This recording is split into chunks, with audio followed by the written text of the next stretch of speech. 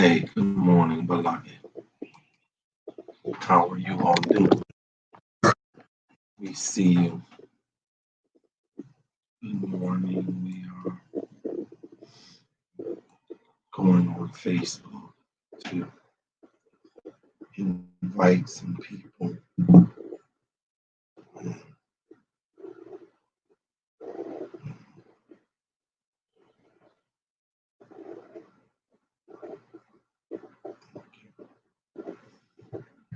We are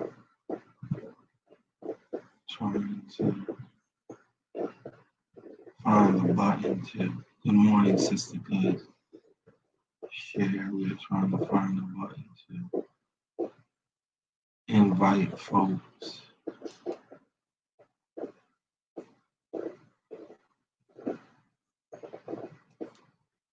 It's not it. Good morning, Sister Williams. That share. I'm trying to find the invite button. No, that's not it. I'm still trying to figure this out. So y'all bear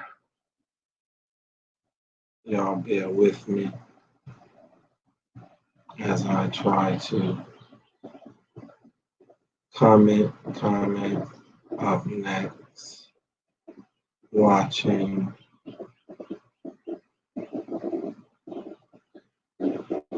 I can't figure it out. I guess,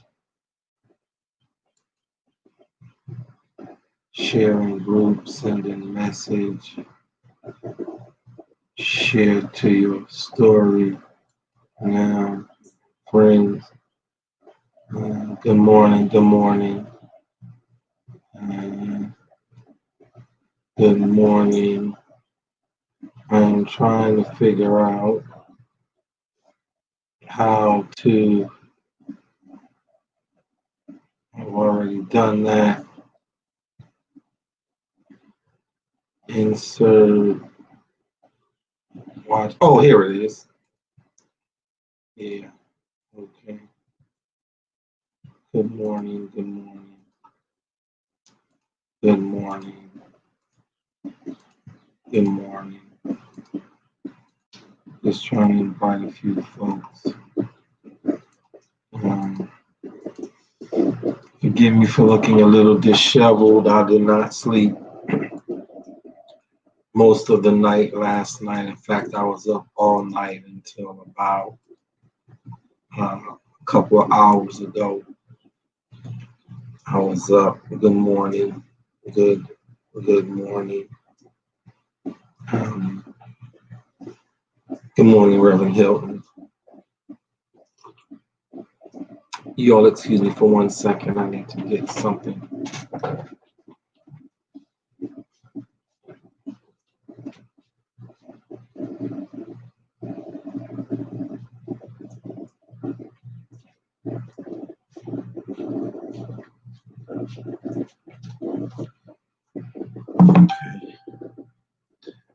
Okay. Good morning again. As you all can see, I am out of I'm out of Facebook jail, as you all can see. And,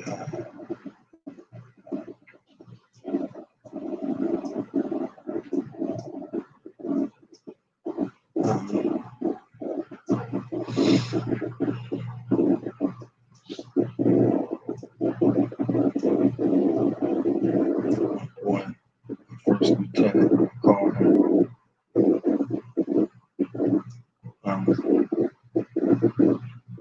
Yeah. I'm disheveled, not about them thing, because I just, there's so much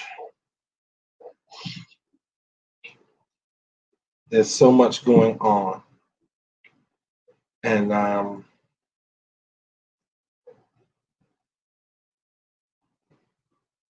there's a lot of hurt, there's a lot of pain, there's a lot of anger and frustration in the country and in the nation now. And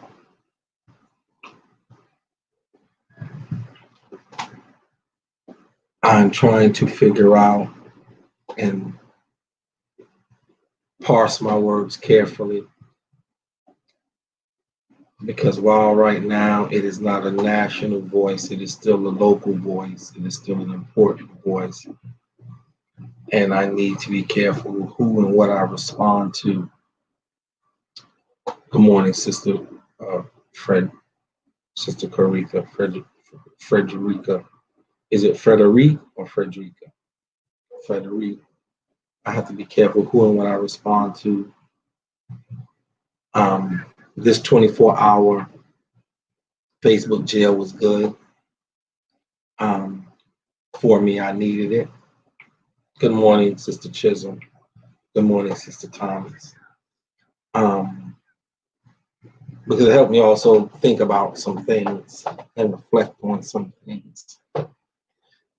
And so I know I'm getting fat. One of my friends called me the other day and told me I need to get out there and start walking. They're right. I do.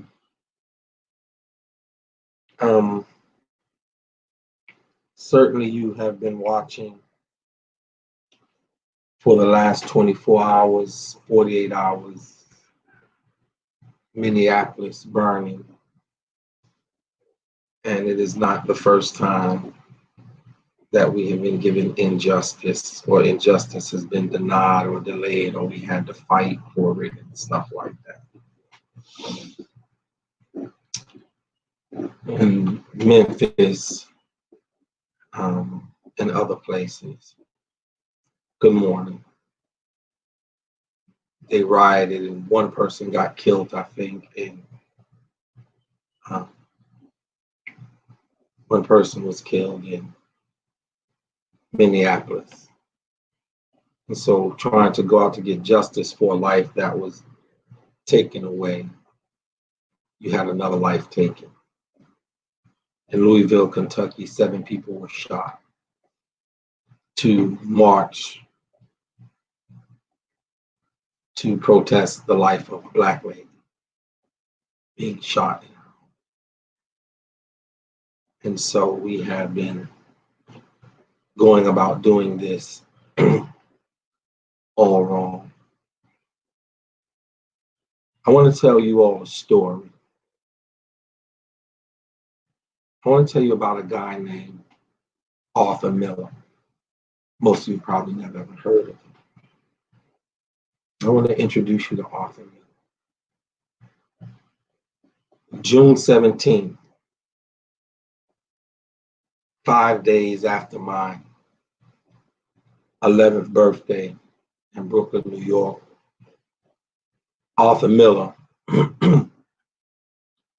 came to see what was going on between his 21-year-old brother Samuel and the police. Arthur was 30, Samuel was 21. Arthur owned a construction company and a grocery store. He had just sponsored a couple of weeks before, and I went to a country and western dance for the kids in the neighborhood. I was living 1357 Park Place. It was me, my dad, my sister. My dad was dating a woman named Ann Jenkins. Ann had 4 kids, Darnell, Donald, Charlotta, and Charmaine. Beautiful people. And her and my dad were really in love. She was several years older than my dad. My dad liked older, light-skinned women, red bone, yellow women. That was his thing. Always did. Always. She was several years older. Miss Ann was fine. Whatever she is now, she's probably still fine. She was fine as all get out. I went to PS 167 on the corner of Schenectady and Eastern Park, the border of Crown Heights.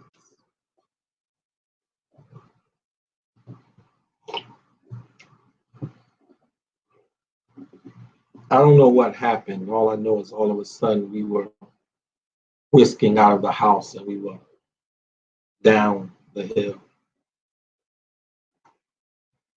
And the police, by the time we got there, was putting Arthur Miller into the back of the police car. Everybody in the neighborhood knew Mr. Miller because he was a community activist. He had organized a block association, this thing called the Force Car Block Association. Wonderful guy. These two officers said that they had not recognized him. They could not recognize his face, but he had one of those walks and shapes and build. Everybody would recognize Mr. Miller coming up in the street. And Mr. Miller carried a gun. He was licensed. Good morning, Sister Sheila. He was licensed to carry a gun. Hey, Sister Hampton. He was licensed to carry a gun because of his business. And a lot of times he was in white neighborhoods because, again, he owned a construction company. Sometimes when he did such quality work, that when white folks called him to go in the white neighborhood, some of the other white contractors and stuff would give him a hard time. But I digress. So they couldn't recognize Mr. Miller, these two officers, among the 16. And what they do, what officers are doing, because y'all don't know it, it's called the swarm tactic. When an officer has one person, and every precinct has a code word for it. When they want to swarm to intimidate that person, not subdue them, but to intimidate or instill fear in that person and in the community. They swarm. You see, they come from all directions. Actually, it's not wise and it's not legal, because if you have 50 officers in one place, that means there's 49 posts that are left unguarded. And we'll get back to that. According to them, they want to say that Mr. Miller was alive on departure from the neighborhood, but somehow got to the precinct and he was dead on arrival. Not good enough. Good morning, Sister Watson, Sister Rice. Hey, Pilar. Hey, Dr. Wings. And what happened was the coroner said that Mr. Miller died from his larynx being crushed by a stick or a pipe, and police carry baton.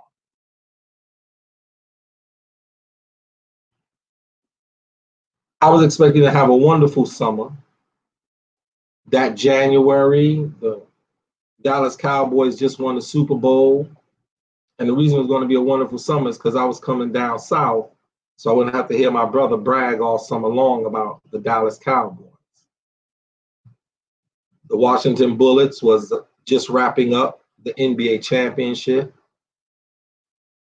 and the Yankees were in first place. And I went to a couple of Yankee games. Back then, I kind of liked the Yankees because it was a New York thing. It gave me something to brag about wherever I went.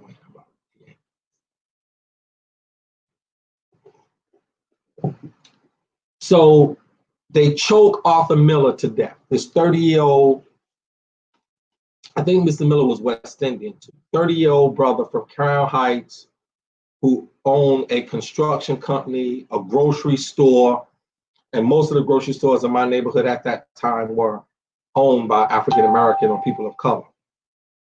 There was no Chinese. There was no one or two Hindus, but not like how now they own every gas station. Now I have no problem with that to a degree. But 16 cops, swords, lights blaring and everything for one person whom they knew, but they swore on this night they couldn't recognize him, who was licensed to carry a gun.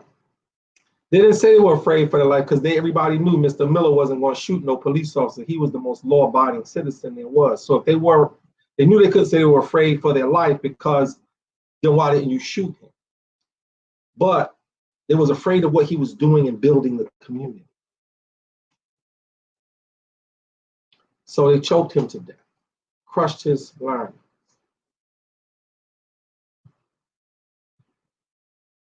He was licensed to carry. He was coming with his hands up. And it was his brother, who they were initially after, who they said was driving on a suspended license, who never went to jail. But he was a protector and a provider of the community. And in coming to his brother's aid, they immediately stop dealing with his brother. And he's telling his brother, calm down, it's me, Arthur. He's saying who he is, it's me, Arthur. And they swarm tactic, grab him, choke him to death, put him in a car. They try to tell us he was alive when he left, but he wasn't. He was dead. If you've never seen, I seen two things that night that horrified me. I seen my father's close friend die. And I seen a tear roll down my father's eye. I've never been so scared in my life. I see my father's close friend die while I'm holding my father's hand. And I see my father die. Because he owned a record store too, because we used to get our records from there, from the record shop off of Utica Avenue. We remain orderly. Let me tell you about that night. We remain orderly. A couple of days later, we had a meeting at PS 289 on St. Mark's Street in Kingston. That is when the school system knew and understood the value of people in the community, and most of our teachers had just come out of the 60s and 70s, early part of the 60s and 70s. They were the children of the teachers who dealt with integration.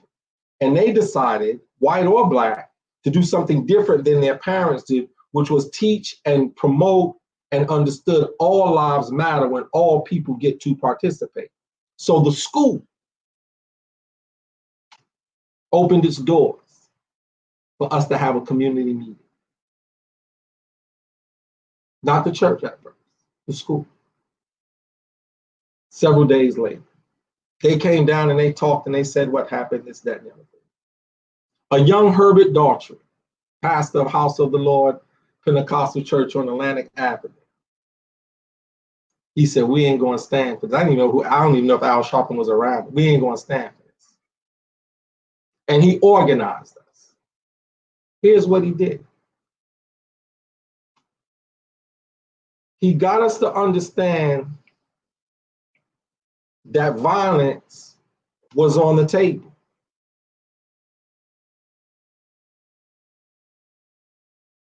But organized violence.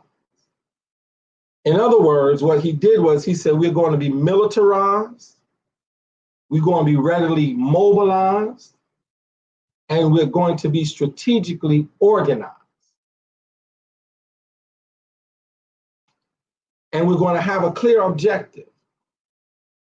What was our objective? Several things. One, that police no longer use chokeholds. So it's actually nationwide now, it's illegal for police. That's why the white cops, to defend this guy, said, oh, well, he made a mistake. They're not supposed to put their hands above your chest area. No part of them is supposed to touch anything above your chest area. That's why the brother in New York, even though it took 5 years, because all chokeholds are illegal. That was our objective. One of our objectives. The other objective was whether they got fired or not. Hey, Sister Alfreda, whether they got fired or not, hey, Sister Jordan, Sister James, whether they got fired or not, they were never going to police in our neighborhood, in our community again. So several days later, at the 77th precinct, which was on Utica Avenue, not 10,000, not 5,000, not 1,000, 600 people, organized, militarized, and mobilized, descended upon the 77th precinct. Nobody got shot. Nobody got arrested. Nobody got killed. I mean, with a clear set of demands. Now, I don't know what Reverend Daughtry told. Maybe he informed them that, listen, y'all keep doing the swarm tactic, and 50 of y'all show up to arrest one people, the 49 places y'all leave unprotected, I got people who will be there. I'll spread you out all over this city. Now, thousands of people was at the meeting, but he didn't need thousands to go with him to the precinct. He needed people to go into the precinct as a show of force. That at any given moment, when your 50 police swarm, I got 600 people. Every place your 50 or 25 police swarm.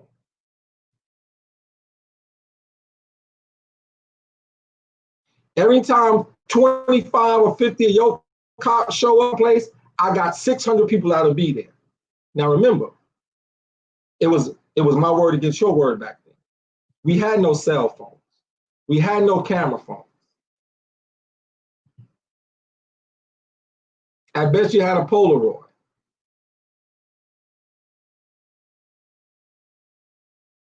I don't think I ever seen the police swarm again unless it was at a big gang fight or something, or a major drug bust.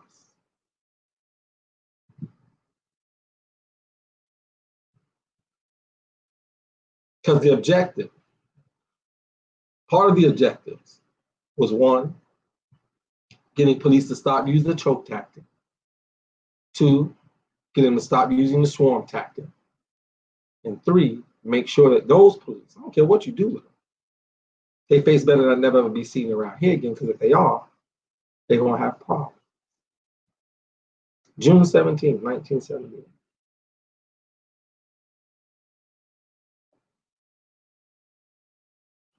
Crushed a man larynx. He had a wife and 4 kids.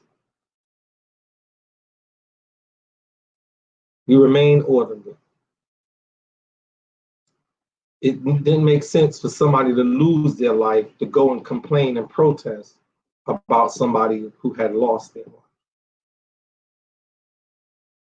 If you're marching and somebody gets killed and you're marching to protest killing, you're doing something wrong.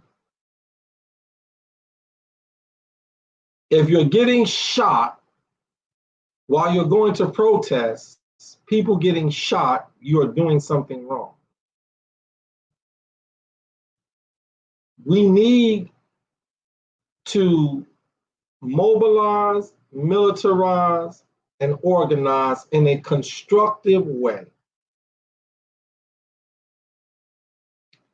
Not show our faith, we have to have a real show of force. Because what those police officers in the 77 precinct understood is that any second, we can't shoot everybody. And we can't bring all the other police that's out patrolling back into the precinct, because ain't no telling where another 600 people are at. And they understood very clearly. Under this young, fiery preacher, the Reverend Dr. Herbert Daughtry, House of the Lord Pentecostal Church, violence was on the table. Yeah. Those 600 people, they came to kill or be killed.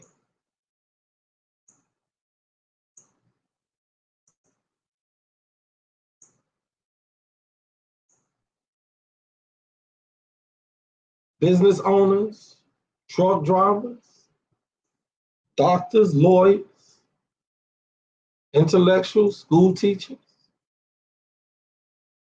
mostly men, handful of women.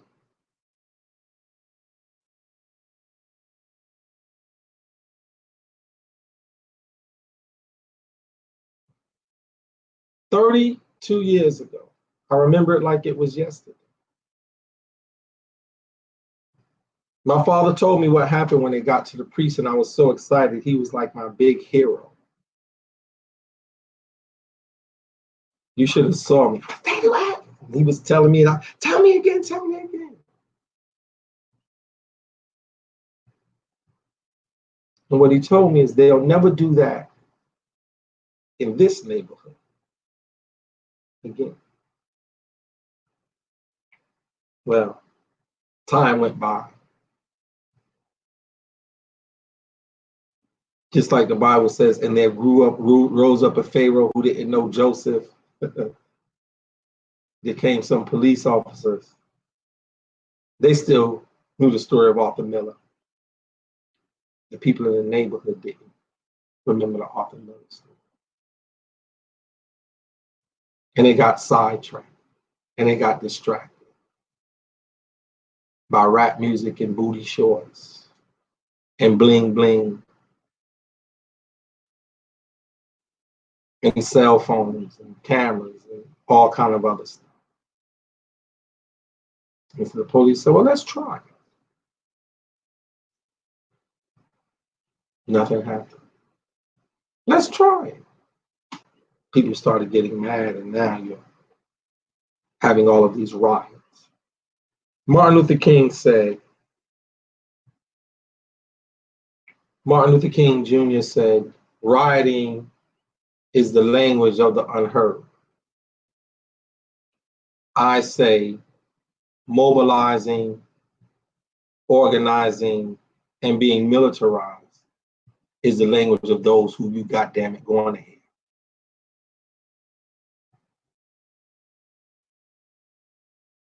I've listened to everything everybody said. I was up all night watching CNN and MSNBC and this thing called U News and international news. I got no sleep. I'm going to go to bed when this is all over with.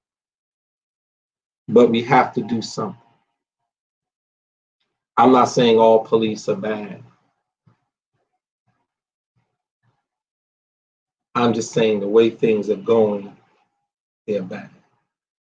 People saying there's 3 pandemics: the COVID, racism, and poverty. No, there's about 50 pandemics. Miseducation, poor health system, inequality, financial inequality, unfair legal and justice system, sexism, classism, racism. And I'm listening now as people are starting to use the language that I use. Remember a few weeks back when I talked to you all about current condition, crisis, and stress? Post-traumatic stress disorder and current condition stress disorder. Now people are using that language. Don't ask me how I know. I just know. And I need your sons first. I need your nephews. I need your husbands. I need your boyfriends. I need you to get in touch with people who are going to be serious about really doing something.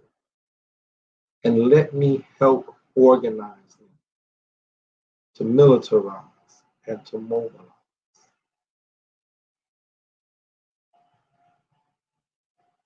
If all you want to do is fall on your knees and pray, go ahead and get off now.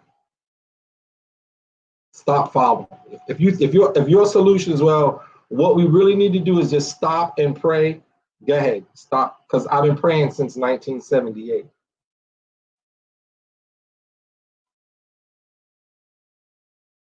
So I'm good with that. I got enough prayers up.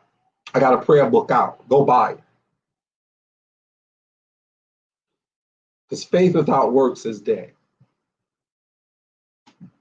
When the Israelites ran up against the Amalekites in the wilderness, Joshua fought.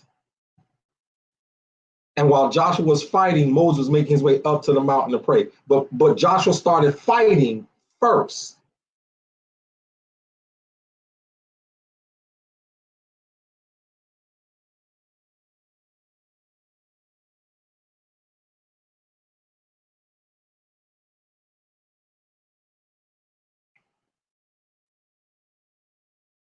We have to do something different if we want something different.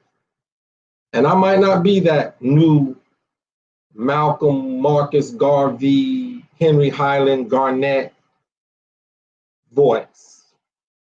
Maybe it'll be maybe I'll inspire him or her. Yes, some white folks was with us because they understood that all lives matter, that Black lives matter.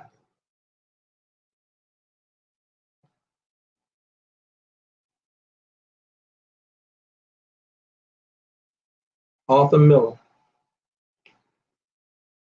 June 17th, 1978, 2 days after my 11th birthday. I remember it like it was yesterday. Good morning, Sister Latham. The coroner said he died as a result of fatal force being applied to the larynx. He was not alive on departure, but he was dead on arrival to the precinct.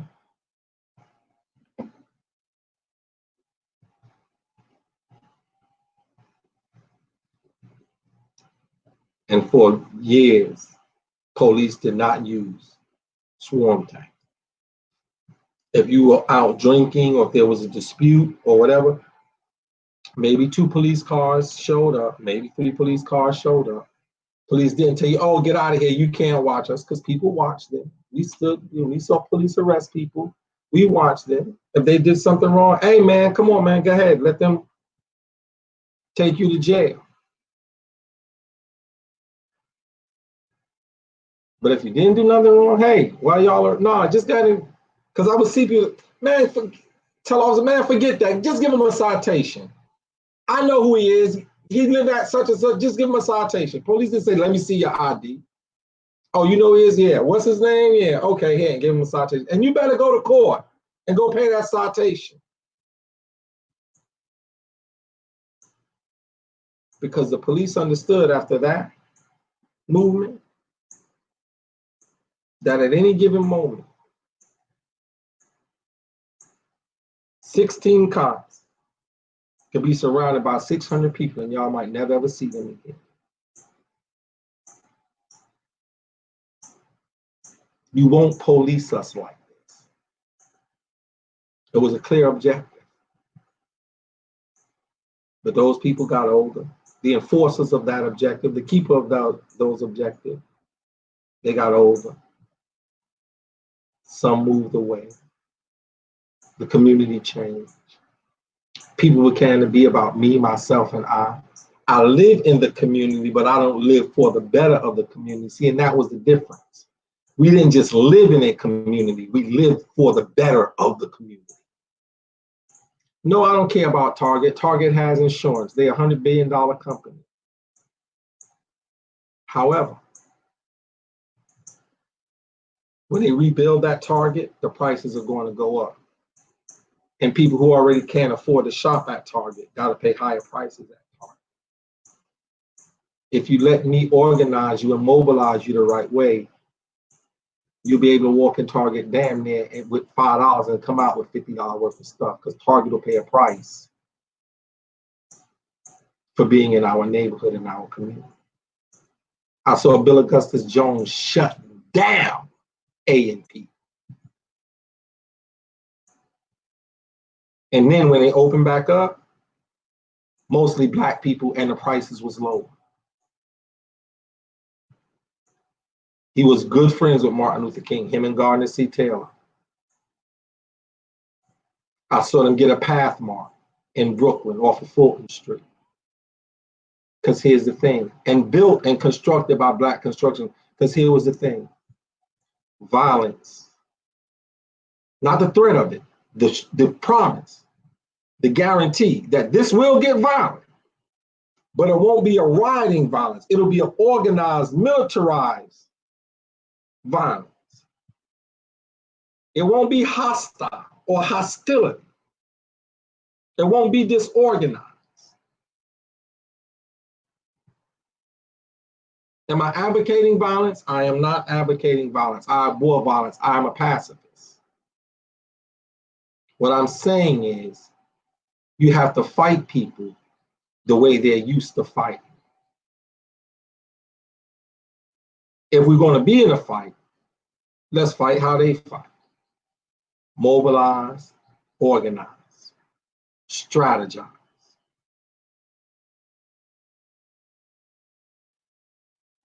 Give me 10,000 people.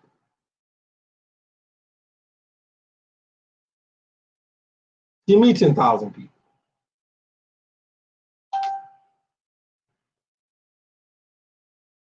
And I'll bring the Bible with me.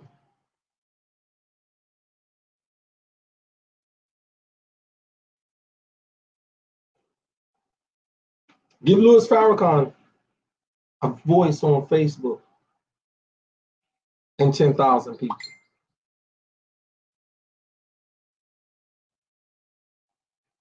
I don't need a bullhorn. I don't want a bullhorn.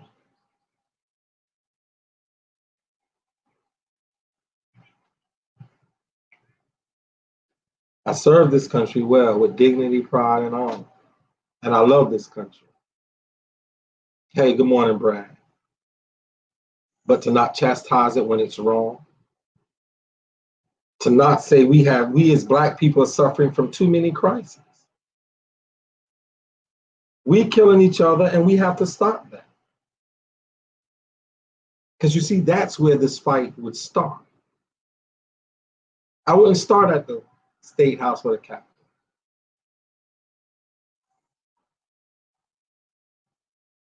I would start with Bloods and Crips and whatever all these other gangs are. What are y'all doing? What are you, stupid? You killing him because he got a blue flag and you got a red flag? Really? Is blue prettier than red because you killed him? Is red prettier than blue because you killed him? Really?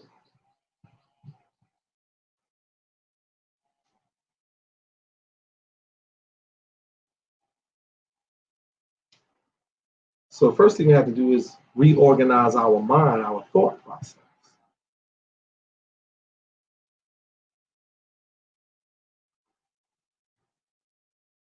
So y'all saying all of these other names, remember this person, remember that person, remember this person. Please remember them. I remember Arthur Miller, 30-year-old Black business owner from Crown Heights, Brooklyn, who a couple of weeks ago before had a country and western dance for the kids in the community, being killed by 2 police officers in 1978, 2 days after my 11th birthday.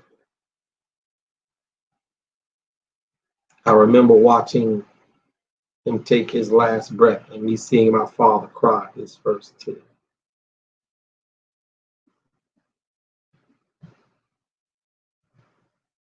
I remember the objectives.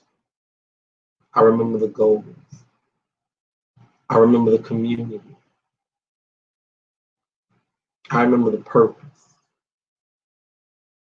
Even the way they walk down the street, you could hear them from blocks away.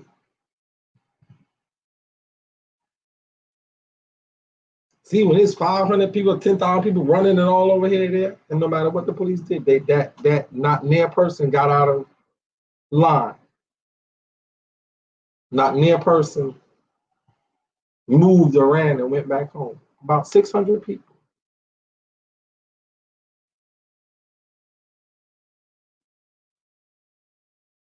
Good morning.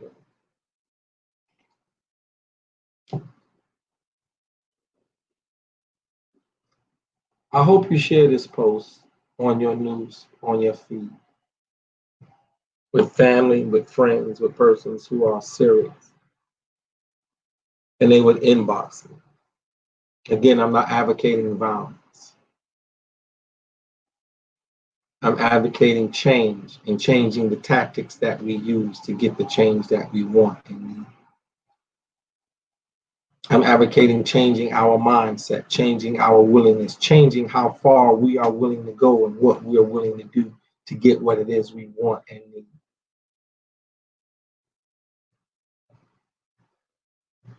That's what I'm advocating.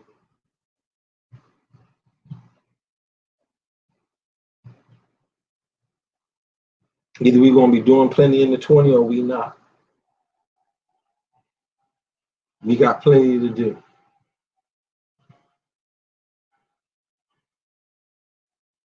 So let's get it done.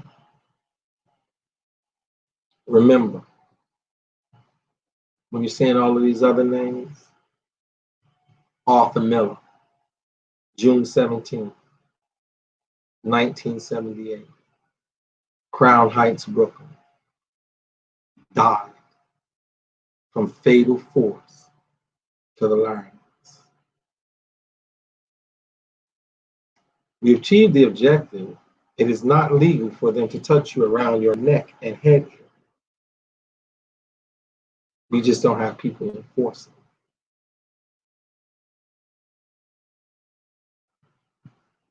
Now let me tell you what happened that I got in Facebook jail. My post from Wednesday morning, I got some inboxes from it, from this N-word preacher. Bootleg, jackleg.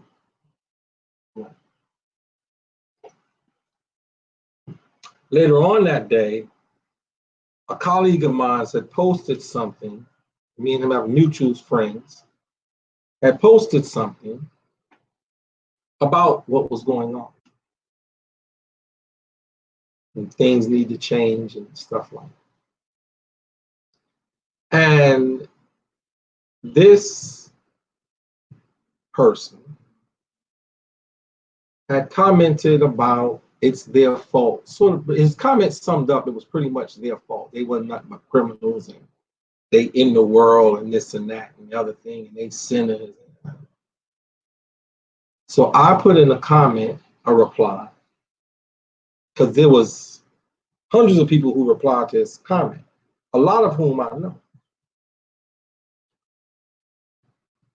And I put in my reply, y'all please ignore this N-word, jackleg, bootlicking person. I said, this is the most people he's ever had attention in 50 years.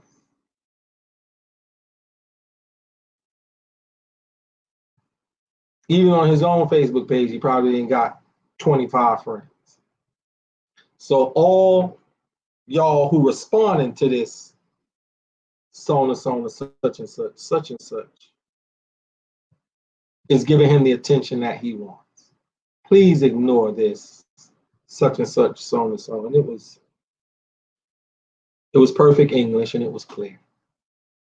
And it was perfectly spelled and pronunciated. I didn't, spell none of the words, how y'all put a little spin to the word like boys, B-O-Y-Z. Well, I spelled it the correct way. And about 5 minutes later, I got the little post from Facebook where one of my posts didn't meet community standards and that I had been reported. And so that for 24 hours, I couldn't post. And I went to go to his page. I went to go and send him a message because we had exchanged messages back and forth a couple of times, but he blocked. I can't use people like that. People like that who all they want to do is fall on their knees and pray. People like that who they don't see because you don't go to church, they think your life ain't valuable. And I even told him in the post, even though he's siding with the police, when they shoot and kill him and his family, we are going to fight for their rights, even though he's not smart enough to know that they'll, just because he's taking their side, don't mean they won't kill him, like so many black. Good morning, Sister Hodges. Good morning, Sister Green. So we have to not riot. We have to not rally. We have to do more than just pray.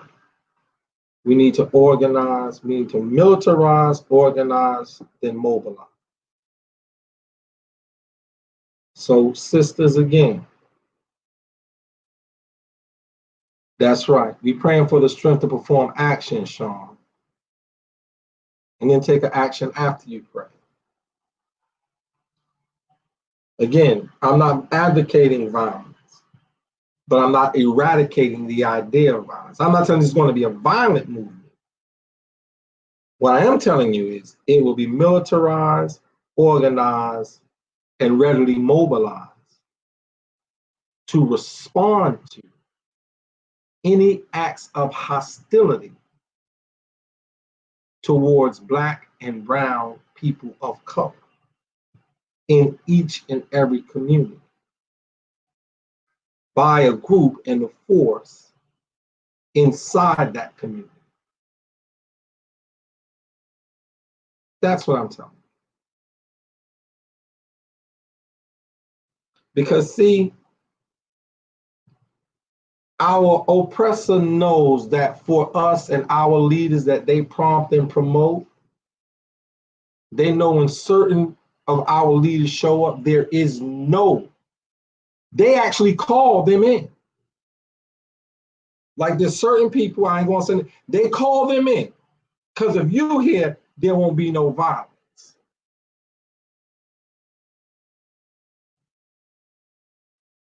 So they want them to come. They would have wanted Herbert Daughtry to come. In his younger days, Johnny Ray Youngblood, who made him stop selling liquor and beer in Brownsville, Brooklyn, all the stores in Brownsville, Brooklyn, East New York that was around that school, around the Nehemiah houses, stop selling beer and liquor before 5 and 6 o'clock. The state said you can, I don't care what the state said, you better not sell beer and liquor in this neighborhood while school is going on. That was that. And nobody sold beer and liquor. Because them cats was different. Well, yeah, we got the Bible, got a Bible. But guess what else we got? Okay.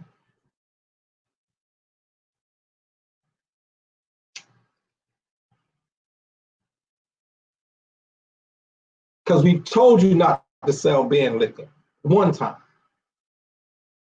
Next time, we're going to make sure you don't sell beer and liquor and go call whoever you want to call. In fact, we'll bring them with us. So we can go ahead and handle all that one time. Cats was different. See, they don't call those guys. They call another guys who, y'all calm down.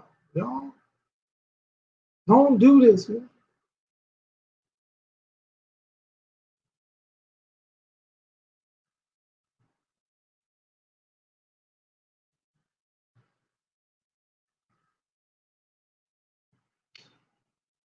You're right, Sister Williams. I don't get it. I don't get it. And Black police officers, y'all gotta stand up and say something, man. Because let me tell you this. I have cousins, I have family and friends who are on the police force. I have a friend, a great friend, who's running for sheriff. But at the end of the day, for me, there's no such thing as Black police and white police. You are the police. Because they act like their own race. So there's white people, there's Black people, there's Chinese people, there's blue people, that's a police force, there's red people, you understand what I'm saying? We should all be the human race.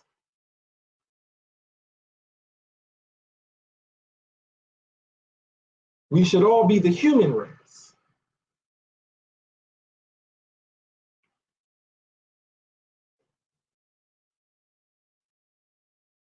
But unfortunately not. So if I have to be a race unto myself, then I'll be a race unto myself. Y'all want to be a race unto yourself? Then be a race unto yourself. And I'm not saying I can't use white people and white people can't be a part of this mobilized or this militarized, organized mobilization. They can be, as long as they understand. So y'all get me 10,000 people. I'll tell you soon when the first Zoom call is going to be. Start sharing this with your brothers. When I say get me 10,000 people, this is what I'm saying. Get this video and the one from Wednesday.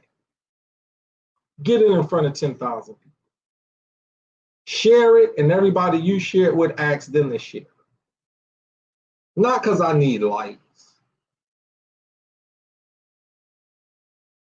Because in that 10,000, the right 1,000 that's going to help me organize hundreds of thousands, they'll hear it. All the prophets say, and one day I heard the voice of the Lord speaking. And somebody in that 10,000 will, in my voice, hear the Lord speaking and say, you know what? Let's go. So I might not be the person. Maybe I'll inspire the person.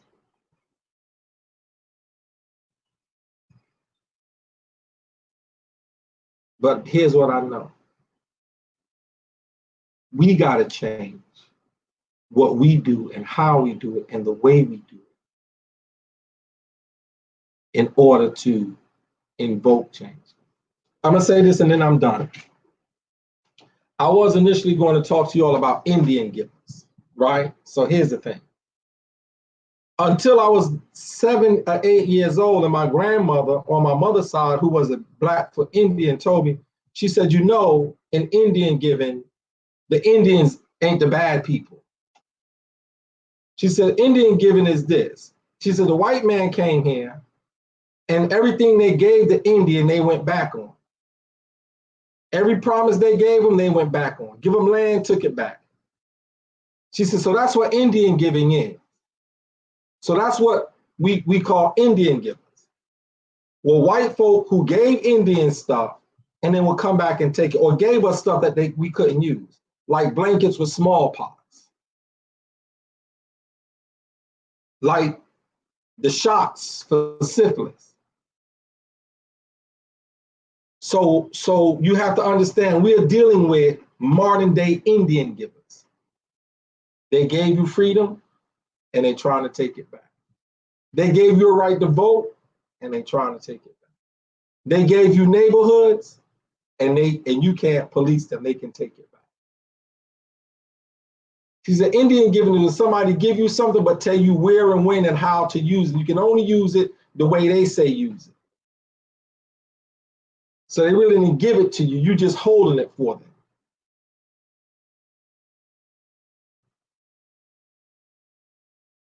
So we are living with modern day Indian givers. They haven't given us anything of any use. I said, so mama, what do you do? She said, don't let them give you anything. Whatever you want, damn it, you take it.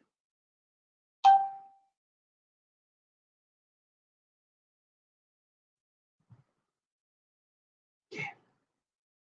Don't let anybody give you anything. What you want, you damn it, take it. Because see, if you take it, I dare you to come back and try to take it from me. This is why you have people who don't care. Well, they gay, I don't care.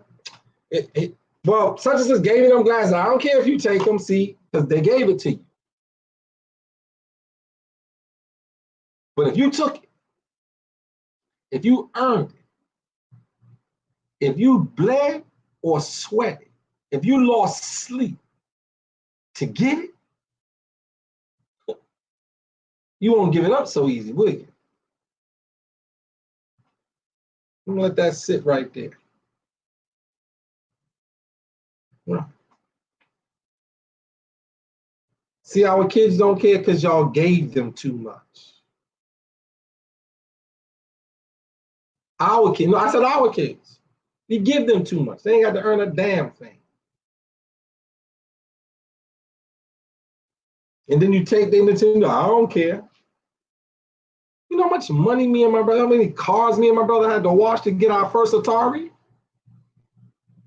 And when we acted up, you know, my mother said no. And people said, well, take their Atari. She said, no, that's theirs. They paid for it. I'll do something else, but I can't take that because that's theirs. I didn't give them that.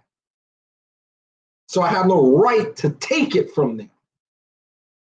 If they keep giving us stuff, then they're gonna have the right to take it back from us. I'm tired of that shit.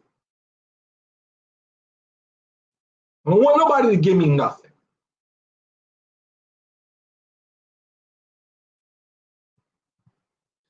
I'm done.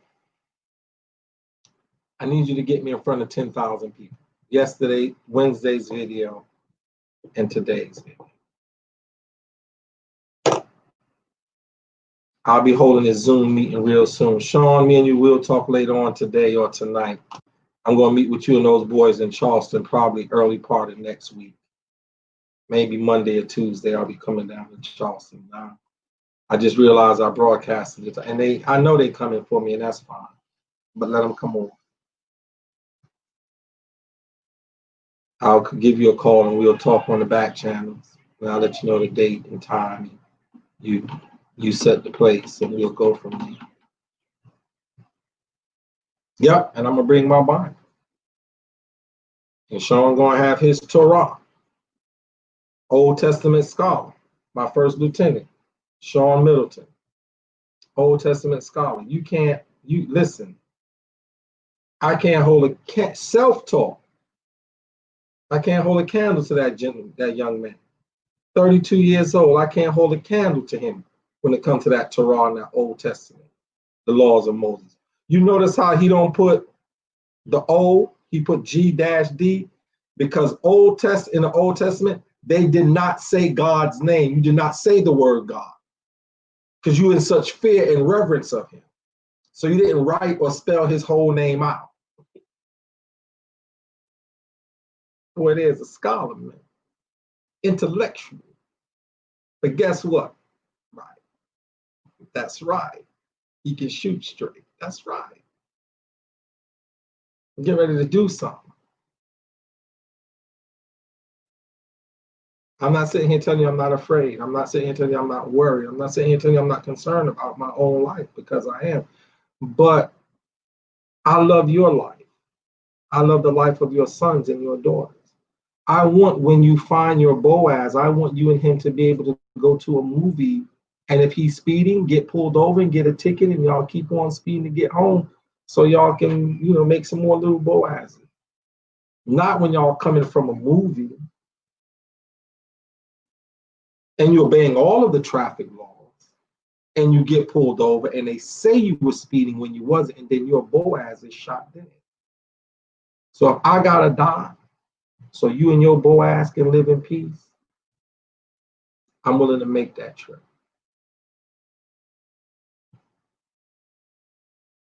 Arthur Miller died June 17, 1978. So that 50 and 25 police won't swarm in Crown Heights, Brooklyn, just to arrest one person. Grandmama told me even swap ain't no swinging. For me, it's an even trade. I'll take it.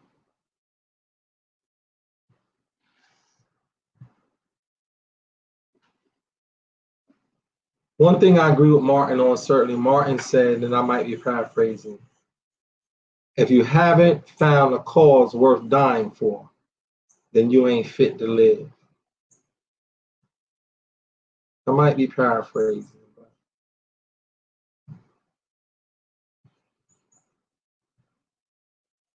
I want to be fit to live.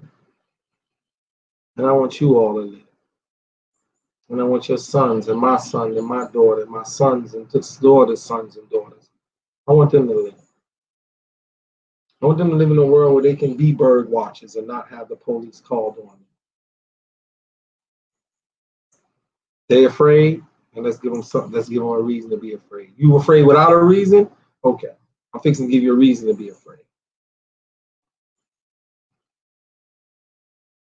I want cousins and my friends and family who are delivery drivers. I want them to be able to pull in any neighborhood and drop off their packages and then keep on going without somebody stopping them saying, what you doing here? And if somebody do stop them, the other people in the neighborhood, listen, that's my delivery man. You better leave him alone. You get out of here.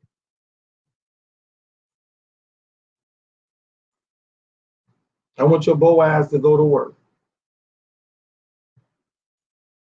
And you know with certainty he's coming home. I want your little Boazes and your little Ruths to go to school and know with certainty that ain't nobody coming to the schoolhouse to shoot them or to kill them, and that they're going to make it home. I want you to sit down and prepare a wonderful meal, or be excited on your way home because you know your Boaz is in the kitchen cooking it up, and that the kids are down at grandma's house, and that you and Boaz are going to have a wonderful evening. Y'all gonna go for a walk in the park and not get robbed or shot or mugged or killed by police.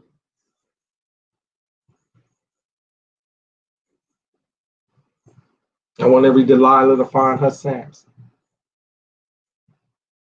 You might say what you want to say about Delilah, but there was a point, if you read the text closely, she really admired and she really loved Samson. I want you to find her. I want every Bathsheba to find a David. Every David to be looking over his roof one day and see a Bathsheba who's being mistreated and neglected, if you read the text right. That's what I want.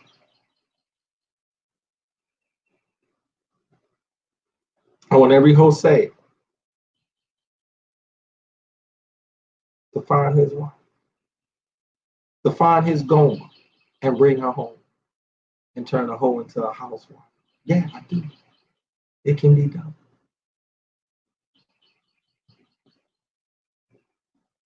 I want every Adam to find his Eve. And her say, now bite right here. Take a bite of this. Yeah, I do. I believe in black love. I believe in a black family.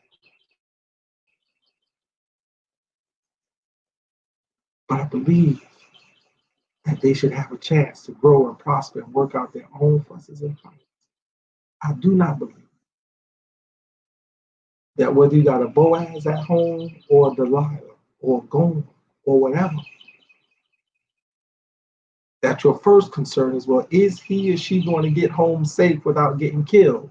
So then I can kill him for leaving the toilet seat down or not picking up the milk. That's what I want. You gotta want it.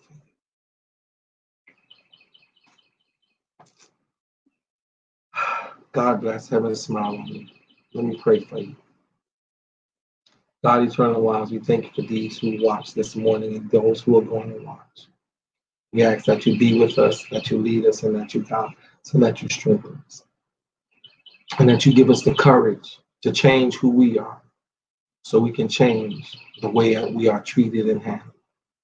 In the mighty and matchless name of our Lord and Savior, Jesus Christ. We ask that you strengthen us to be militarized, give us the guidance and the discipline to be organized, and give us the expediency when it's time to move. In Christ's name we pray. Amen. God bless you, beloved. Have a great day.